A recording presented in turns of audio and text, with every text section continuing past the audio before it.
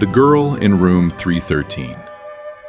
They said room 313 of the old St. Eloras Boarding School was cursed. It had been sealed for over 20 years. No one was allowed inside. Students whispered stories about a girl who died there, a girl named Laila. But Zara didn't believe in ghost stories.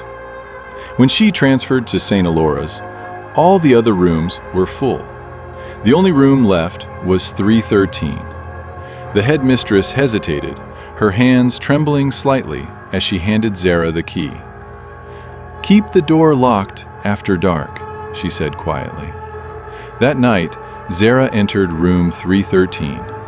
The air inside was freezing, though it was summer. The walls were scratched and a broken mirror hung above the dusty bed. As she unpacked, she noticed a faint humming sound, like a child singing a lullaby. She looked out the window. No one was there. Shrugging it off, Zara went to bed. At exactly 3:13 a.m., the door creaked open on its own. She sat up, heart pounding. A shadow stood at the edge of her bed. A girl, no older than 14, her head tilted unnaturally to the side. Her long, wet hair clung to her face. Her eyes were completely white, and she was humming.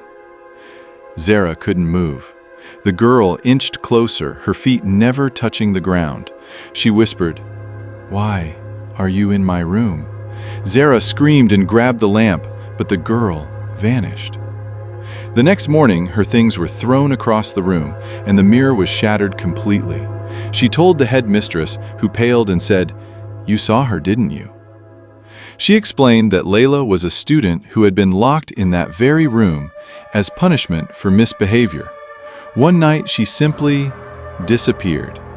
They found claw marks on the walls, and the mirror, it showed her face for weeks afterward, even after being taken down. Zara tried to leave, but something wouldn't let her. Every night at 3:13 a.m., the girl returned, closer, louder, angrier. On the fifth night, Zara woke up with scratches all over her arms. The girl whispered, "Give me your face." Terrified, Zara covered the mirror with a blanket. But that night, she woke up facing the mirror, and her reflection was smiling, even though she wasn't. Zara's parents came the next day, but Zara refused to leave the room. She sat calmly on the bed, her hair covering half her face. Only she didn't blink. And when her mother moved the blanket off the mirror, there was no reflection. Zara was gone. Only Laila remained. Room 313 is locked again now, but at 3:13 a.m. the humming returns.